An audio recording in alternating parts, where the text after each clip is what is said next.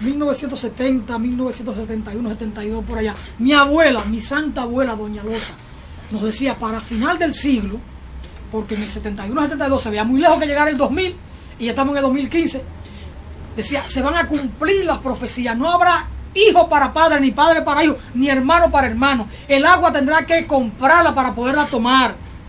Decía mi abuela, refiriéndose a la profecía. En la Biblia, ¿qué son las profecías? La profecía es todo aquello venidero que está ya mismo incluido en la palabra de Dios. Lo que uno tiene que ver es que para los profetas hay una prueba, y la Biblia misma hace la prueba y tiene la prueba para los profetas.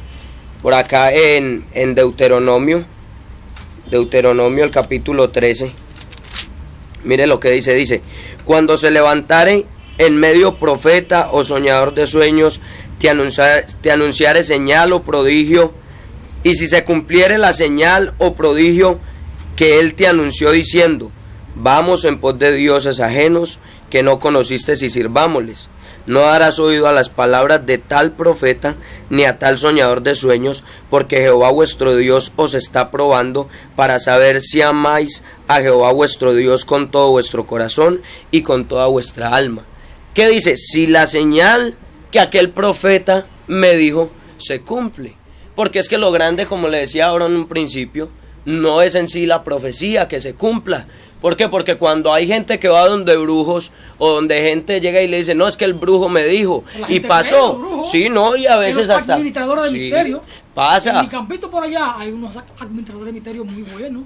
O sea, ese término tú tienes que aclarar, que tú dijiste que si yo soy un falso profeta o soy no, con ese caché que tiene usted parece un profeta. No, porque tú sabes que la profecía es toda la buena noticia. La profecía es el oficio del profeta. Sí, el profeta tiene que emitir profecía, si no, no es profeta. No, porque el profeta, mira, en la época de Samuel, de la antigüedad, siempre hubo escuelas. ¿Samuel era profeta? Sí. Siempre. ¿Verdadero profeta? Sí. Mencióname un nombre de un falso profeta. Falsos profetas, según en la Biblia, están, por ejemplo, los profetas de Acab. De los Baales. Pero mencióname un nombre, don Reyes, de un falso profeta. Un solo. ¿Quién fue un falso profeta? ¿Quién fue? Un falso profeta. Bueno. No me lo dejes así tan genérico. No, pero déjame decirle una cosa. Pero acá, que dirigía un grupo de paganos.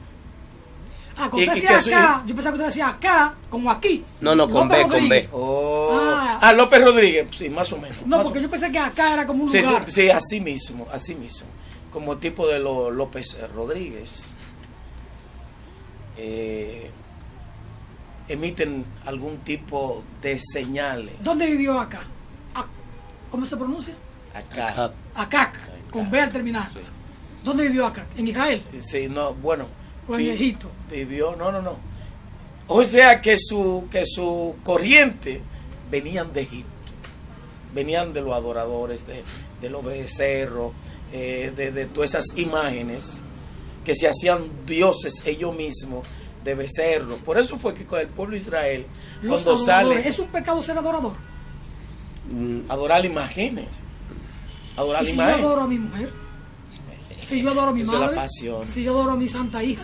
Bueno, debe a mi santa hija no, a mi hija. A su hija. Pero adorarla, el término de adorar es una. El otro término de amar es que te va a llegar a la condición de las cualidades que son inherentes, la cualidad de la paz, la benignidad, el amor, la paciencia. Todo ese conjunto de reglas que son buenas, y usted amar ese término, eso que te conlleva a vivir una vida sana. De salvación. Vayamos entonces al principio del programa. Yo preguntaba, aquí hay una efervescencia con los políticos, aquí todo el mundo quiere ser presidente como que van a salvar al pueblo. Y yo le preguntaba, ¿puede el hombre salvar al hombre? Y usted empezó la respuesta, pero como que nos quedamos a medio camino por las interferencias mías, sobre todo. Desarrollamos el tema. Pero el hombre puede servir como vehículo, como medio, para que a través de un hombre usted conozca a Dios. Porque es evidente, Dios podría usar a los aires, a los vientos, podía imponer para que el hombre crea en él. Sin embargo, como Dios no es un dictador, Dios es un Dios de bondad, es un Dios de amor, Él mismo se expone para que otro cruce por Él, que otro a través de Él, en una segunda persona, en atributo, conozca a Dios y ame a Dios, porque Él es amor. Barrientos, yo no entendí lo que me dijo Reyes. Dígame usted con otra palabra. No, sino que es que la salvación no puede depender de un hombre, pero lo que él dice es verdad. O sea, el hombre puede llevar a otro hombre, eso es lo que él dijo, el hombre puede llevar a otro hombre al conocimiento de la salvación y del Salvador, que es Cristo Jesús. Es el hombre. Es el pastor, entonces. Porque es el ministerio de hombre. Ahí es donde está. De gente. Porque Dios no va a usar la piedra, ni va a usar otro objeto. Usa hombre, que es el que tiene la facilidad, como la buena noticia. Te trae el mensaje, el profeta viene y te trae el mensaje de Dios. Como el caso de Nínive. Nínive era una ciudad tan perdida, corrupta, como tipo de Leonel Fernández. ¿Usted vivió ahí? Como tipo de Leonel Fernández. ¿Usted vivió ahí? ¿Usted vivió ahí? Bueno, la palabra, lo que leemos, la historia. Hay una ciudad hoy en Dominicana que se parezca a Nínive. Sí, a Nínive. ¿Qué ciudad puede parecerse a Nínive? Santo Domingo. Santo Domingo. Sí. O Villajuana. O Villajuana. Pastor, el tema de la salvación. Entonces ese es el camino. O sea, un hombre puede ayudar que otra persona llegue al Evangelio y llegue al Salvador, el cual es Cristo Jesús. Ya, Él es el Salvador. Dice la Biblia, porque en ningún otro hay salvación, porque no hay otro nombre bajo el cielo dado a los hombres en el cual podamos ser salvos. Solo en el nombre de Jesús está la salvación, está la vida. Entonces yo lo que hago como pastor, yo no puedo, por ejemplo, predicarme a mí mismo. ¿Por qué? Porque yo no morí por usted en la cruz. Yo no perdono sus pecados. Yo no lo puedo libertar a usted. Usted a mí no me ha ofendido. Yo a usted no tengo nada que perdonarle. ¿Usted no puede perdonar mis pecados? No, porque el ofendido es el que puede perdonar los pecados. ¿Y quién es el ofendido? Dios. ¿Y cómo yo sé que Dios me perdona mis pecados? Porque Él es el único que puede hacerlo. Usted tiene que buscar ese perdón. Yo voy, por ejemplo, a la iglesia católica donde el sacerdote, y yo me confieso, como se dice, y el sacerdote me absuelve de mis pecados, si entiende que mi confesión ha sido sincera. Y Él lo hace en nombre de Dios. Es lo que usted decía, que el hombre puede interceder. Claro, en nombre de Dios. El hombre puede interceder, pero el hombre que conoce a Dios, sí sirve, Dios lo usa como mediador. Ahora bien, ¿cómo? Mediador, te envía un mensaje, como en el caso de David a Jonatán. David había cometido el pecado más grande, porque siendo rey, envía a matar su buen general. ¿Por qué? Porque él estaba ocioso, vio a la mujer que bonita y que paseaba, esa mujer tan elegante, de una vez la trajo para sí. David. Sí, David, y le coge a su mujer, es su estilo de la gente de aquí. Entonces David es un falso profeta. Como los profetas, no. Un falso profeta cometió un ¿Tú error. hacía eso también? Cometió un error. Y Juan Vicente Gómez en Venezuela lo hacía. Lo hizo Leonel. No. Que la mujer de su No. de su secretario. secretario. Estamos hablando cosas muy serias. Pero no me contamine. Pero espérese, por eso que están contaminados. No me contamine. Por eso. Yo quiero tocar un tema con usted y con el pastor Anderson. ¿Usted terminó lo de la salvación? No, todavía. Porque está en eso. O sea, la pregunta que usted me decía era que, o sea, yo ni como pastor, no hay ningún hombre en el mundo, ni pastor, ni sacerdote, ni nadie que pueda perdonar sus pecados. Decirle, no, ya sus pecados están perdonados. ¿Por qué? Porque la confesión hay que hacerlas ante Dios, porque nosotros hemos ofendido directamente a Dios y Él es el único que puede perdonar pecados. Ninguno puede perdonar pecados sino solo Dios. Los judíos tenían eso tan claro y tan entendido. Ante Dios con sinceridad y entonces Él me perdona directamente. Claro, y el cambio, porque en eso una cosa es el arrepentimiento y el arrepentimiento es diferente a la conversión. Cuando usted se arrepiente, ¿qué es el arrepentimiento? Que mi mamá tenía 500 pesos en la mesa. Y resulta que cuando yo fui a la mesa vi que mi mamá no estaba y no había nadie. Yo dije, no, esta es la oportunidad mía. Vengo y cojo los 500 pesos y me los llevo. Y me los guardé y por allá fui y compré lo mío y esto y lo otro y me los gasté. Cuando vienen preguntando, ¿y los 500 pesos? Ay, dice mi mamá y se pone la mano en la cabeza. Ay, no, esos 500 pesos que eran lo único que yo tenía para la comidita de ustedes, mijo. Esos 500 pesos que era lo único y yo ya con qué les voy a dar comidita a ustedes, qué hago y hay más hermanitos y eso. Entonces yo siento como ese dolor. Porque yo dije, uy, por culpa mía, mis hermanitos no van a poder tener alimento, no van a poder comer. Y yo siento como ese dolor y yo digo, no, es que realmente lo que yo hice sí fue algo muy malo. ¿Qué es lo que está sintiendo esa persona ahí? Está sintiendo como un arrepentimiento y se está arrepintiendo diciendo, ay, no, yo no quiero volver a hacer eso y no lo vuelvo a hacer. Pero resulta que en otra oportunidad ya no fueron 500 y no que fueron 1000, mayor la tentación. Ahora viene y los coge y llega y se va y vuelve y dice, ay, no, yo qué tan malo lo que yo estoy haciendo. Y entonces eso es lo que está haciendo el hombre de hoy en día. El hombre de hoy en día llega y hace, y un pecado aquí, un pecado allá, y luego va arrepentido, ay, perdóneme los pecados, no, vea, haga esta oración y esto otro, y listo. ¿Y qué sigue haciendo después de ahí? Sigue y va y sigue en su pecado y sigue en su mundo. Y a veces hay personas que le dicen a Dios mismo, Señor, perdóneme de todo corazón, pero no hay una conversión. ¿Qué es la conversión? Cuando el hombre retorna, eso significa la palabra conversión, retornar al principio. Cuando usted y yo veníamos por allá en cierto camino que nos perdimos y decíamos, bueno, por acá hay que coger como un retorno o tengo que mirar cómo me vuelvo para allá. Esa es la conversión, cuando usted dice, bueno, yo por este camino que me estoy yendo estoy perdido. Y cuando el hombre se da cuenta y dice, Dios mío, estoy perdido, ¿yo qué voy a hacer? Lo que tiene que hacer es buscar un retorno. A ese retorno se le llama conversión. Cuando el hombre se convierte de sus malos caminos, vuelve a comenzar.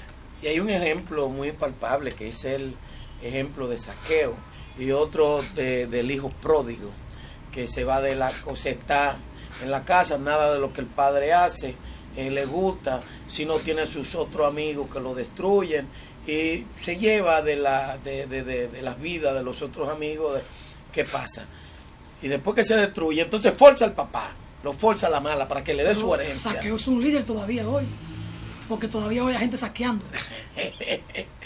Claro que sí, para que le dé su herencia y se va. Y allá, cuando él está allá, haber destruido todo, haberle quitado todo a su papá, él está allá. Y allá los amigos, los tal amigos, lo han destruido todo lo que tiene. Eso es el hijo pródigo. Sí, y él se ve. El hijo pródigo no es Zaqueo. No, y él se ve comiendo migaja por allá. Ni siquiera la migaja le dan. Y él entonces en sí vuelve en sí de nuevo y dice, coño, pero ¿qué es lo que yo he hecho? Mira, yo le he faltado a mi papá, pero también le he faltado a Dios por todo lo que yo he hecho. Entonces es un hombre que ya está arrepentido. Y dice, ¿qué haré? Pues yo he vendido tanto a mi padre, no creo que eso es digno que él me reciba, pero déjame retornar.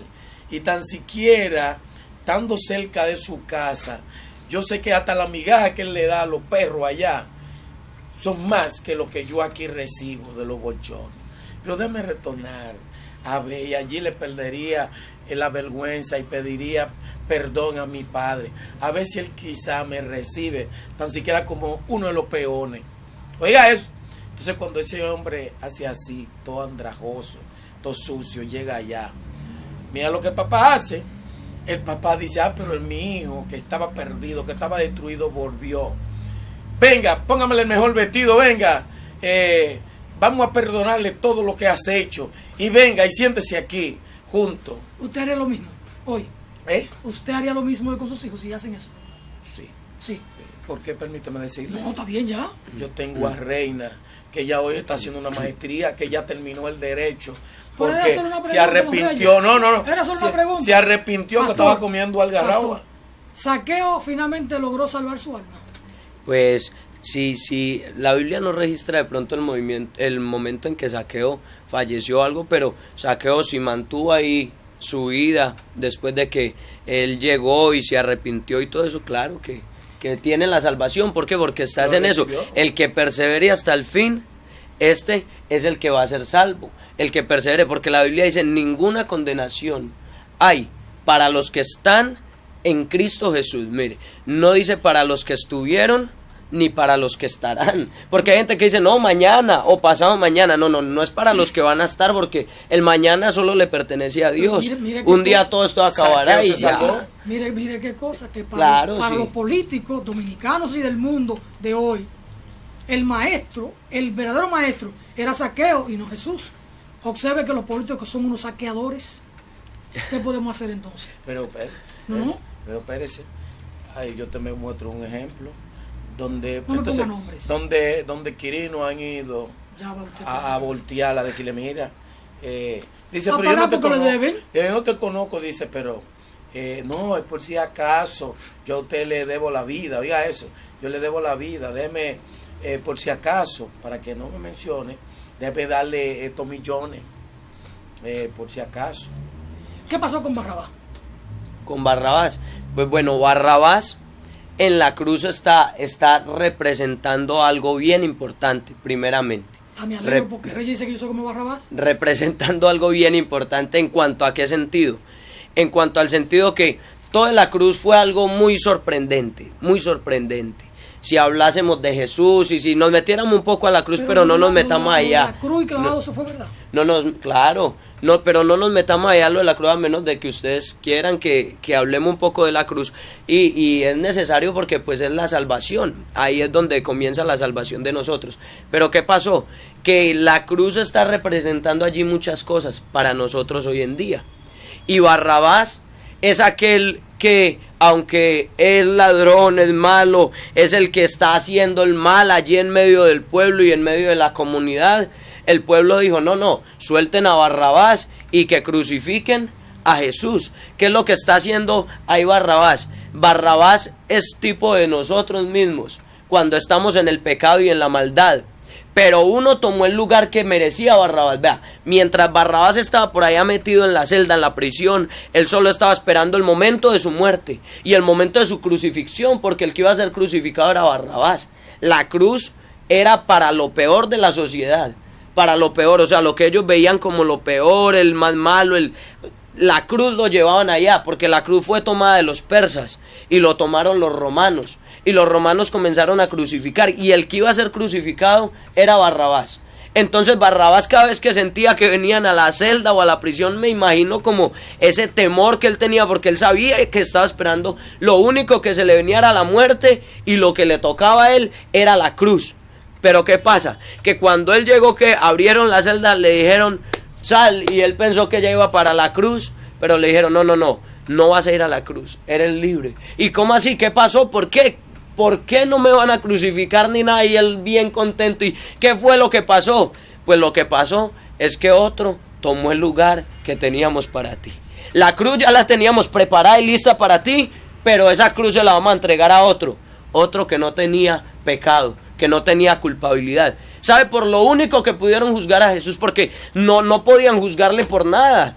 Pilato no podía juzgar a Jesús por nada. El Sanedrín no tenía nada por qué juzgar a Jesús. Y cuando lo llevaron, dijeron, no, es que lo único que vemos, o lo único por lo que se puede juzgar a este hombre, porque Pilato dijo, pero es que yo no veo que el hombre haya hecho nada malo, y ustedes ¿por qué me lo traen a mí? Y entonces dicen, no, es que él siendo hombre se hace Dios, y por eso fue crucificado. El Sanedrín, oiga, don Reyes Álvarez, usted tiene el Sanedrín ahora, en los emblemáticos del Sanedrín. Don Reyes Álvarez, por la explicación que da el pastor Anderson, entonces no hay razón para que usted diga yo soy Barrabás. Entonces Barrabás es Félix Bautista y no yo. Y mire que se va a salvar de la cárcel. Y Víctor Díaz Rúa, que está de este lado. No me Félix Bautista. Y mire que se va a salvar de la cárcel como Barrabás. No va para la cruz, claro que no va para la cruz. Pastor, hay un tema. El tema de la sociedad, la política, la participación en los problemas terrenales. Dice la palabra en Juan 11, 25, 26 que fluya el derecho como las aguas y la justicia como arroyo inagotable. Para que fluya el derecho y la justicia hay que actuar en la sociedad. Todos no podemos dejarlo entonces a la oración en el templo, porque esta sociedad requiere de normas, de principios, de valores y de personas que ejecuten en función de esas normas y de esos principios, para que pueda fluir el derecho como las aguas y la justicia como arroyo inagotable. Entonces requiere la participación en la cuestión social y política de los hombres de fe. Y sin embargo, los hombres y las mujeres de fe como que se alejan de este mundo terrenal, de este mundo de conflicto y de poderes. ¿Cómo podemos reflexionar en esa dirección? Bueno, no, lo que habla San Juan 11 es diferente. El texto expresado está en otro lugar que no recuerdo bien en Amós, este momento, en Amós, creo que en Amós sí está, pero en Juan está hablando, en 11 está hablando de que él es la resurrección, la vida, y de cuando Lázaro y todo esto. Pero eso, mirándolo desde el lado que usted dice, desde el lado político y todo esto, uno tiene que saber que por ejemplo la Biblia nos manda a orar por los que nos dirigen, por los dirigentes, y nosotros estamos sujetos a nuestros dirigentes, pero siempre hay como un mandato que es superior que los otros. En este caso el mandato de Dios. Dios es el principal y la Biblia es la salvación y el Evangelio. Por eso la Biblia dice, porque en el Evangelio la justicia de Dios se revela por fe y para fe, como está escrito, mas el justo por la fe vivirá. Y también dice que el Evangelio es el poder de Dios para la salvación a todo aquel que cree. Entonces eso es el Evangelio. Pero ¿qué pasa? Que está puesto por personas que lideran y por personas que puede ser que un político te guíe bien hacia el Evangelio. Puede ser que el político te instruya porque de pronto estudie la palabra o algo y te diga, mira, pero no es la política en sí que él vive la que va a salvar. Pero puede usar medios por los cuales cuando permiten que en un lugar se predique el Evangelio,